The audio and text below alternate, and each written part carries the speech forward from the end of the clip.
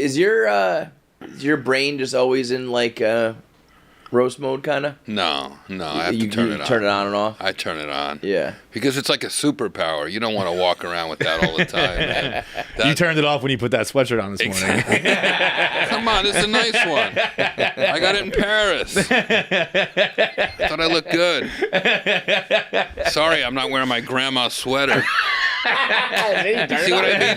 It's defense. It's self-defense. I don't even think about what you're wearing until you come at me, and then it's like immediately zero in on it. Do you have? Is there a science to it? Is it like, okay, let me look at their face, let me look at their outfit, or is it just like it's not that like formulaic? You just kind of go. You know, because by now it seems like an art form. You know, it's like he must have a way. You know, it's like listening without. It's like listening with your eyes. Oh, like I let that's the people tell me what's going on, what their vulnerabilities are. If someone's like, comes out of the audience with their high heels and the boobs hanging out and all confidence, and you can tell they get a lot of attention, I'll go for something they're not expecting. Or if somebody's, kind of shy, might ask them a few questions and find out what they're about. And the show that I'm doing now, I bring people up at the end as volunteers. You have to opt in. Mm-hmm. Like I do my whole show, and I have a lot of emotional arcs to it. But at the end, I go, this show's for you guys. I want it to be a celebration of life. So if you're celebrating something or going through something, stand up right now. Laughing at yourself is healing. So it has a little bit of a mission to it. So I've been getting more and more sort of just eye-opening stories about people. Either they're getting married and they're on their honeymoon, or they just came out of some crazy disease, or they're in the middle of some, family drama, and that adds way more to the roast. Sure. Because now it builds a tension, and then you cut to the tension, and it's just like, whoa, that's cathartic for everybody. It's evolving. The roasts are evolving. Yeah, well, I mean, it's got to be very different between roasting someone in the crowd at MSG versus when you're on a dais and there's like, man. the amount of material you have for one versus the other is night and day, No, I do all that research, man. When I find out I'm roasting somebody, it's like method roasting. I become their biggest fan. I watch all the stuff. I read all the stuff. And my cousin Ed, who I work with, he'll hang up pictures of whoever. Like one day I came home and there's just pictures of Justin Bieber in every room of my house, in my car, in my rearview mirror. So like I'm like going to war. Yeah, you better be roasting that guy, or it just starts to get creepy. Yeah, exactly. It is strange when chicks come over. They're like, "Why do you have all these pictures of Justin Bieber and Alec Baldwin on your wall?" What's your worst roast? Like, meaning meanest, like worst reaction, where they were like they couldn't handle it. Oh wow, man, there's been a few. There's been a few over the years, but man, something will pop into mind. But for the most part, I'm so careful, guys, about consent. Like back in the day, comics would just come out and make fun of the crowd. I guess they still do, in the front row, whatever. And I do that a little bit, but if you're gonna get roasted, I need you to. The lights come on. Yeah. You need to stand up and go me. And once you come up there and go, I want it, give it to me, roast master, then I'm in. Yeah. So rarely do I have one backfire.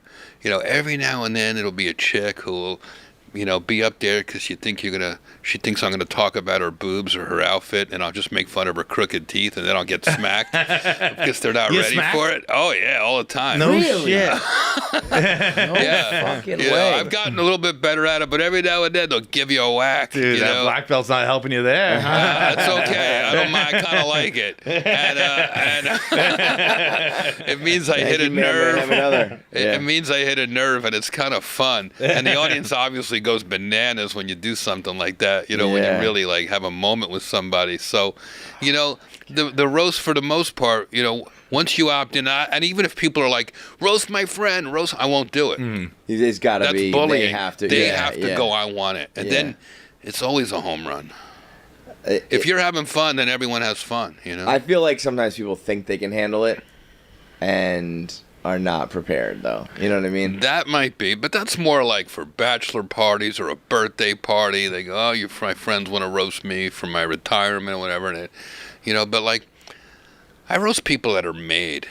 You know, I try to roast people that have thick skin, that are confident, that they're not going to be brittle. Yeah. We got to be real careful. There's a famous story about Ann Coulter. She just couldn't handle it at the Rob Lowe roast. Yeah. But that was I remember that. We gave her so much good ammo for her to be self-effacing and to come back at us, but she wouldn't do it. That was kind of like her last moment. I feel like I haven't she heard kind her of name disappeared ever after again. that, Isn't that funny? Interesting. Wow. I see what happened. See what's What a going shame on. that was. It's the power of the roast. Yeah, you're right, though. I mean, that's What I say. Like, laughter's healing. It's a gateway to like a freedom. And if you can't laugh at yourself, you're probably going to get stuck in a rut. Yeah. I'm trying to think of anybody else who I like. Nobody else got like, like. What? Bieber sticks out of my mind. Hasselhoff, like there's ones that like stick out, but they were like okay, Like Ann Coulter, I never heard from her again. Bieber called us, said, "Roast me." I do remember. That was the best when they. Sorry, interrupt you. What were you saying? Just when they come to us and go, "We want to be roasted," it's the best. Do you think that's ever like? Do you ever feel like? Because I remember Bieber at that time wasn't like the most beloved. Hannibal right? Buress said it. Remember him? Yeah, Hannibal Buress was like, "I don't like you." He was like, I hope you have fun at this incredibly transparent attempt to be viewed as likable by the general public. But it worked It did. because he knew he had the goods. He had a good album coming down out real soon after that, and it worked. I mean, the roast was like a reboot. Like it was like clear history for him. And once he laughed at himself, he owned everything. It became sky's the limit.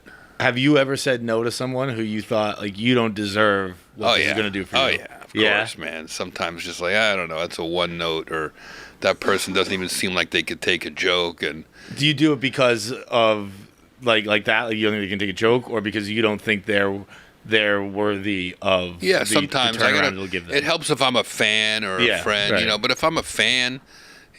That's really the key. My mantra is I only roast the ones I love. And if you're not somebody who's making the world better or making, entertaining, I don't know. If they're just looking for attention. Yeah. It's not a good roast. Yeah, that makes sense. If someone's trendy and popular at the moment, that could be fun if you like what they're doing and what they're saying in the world. Like,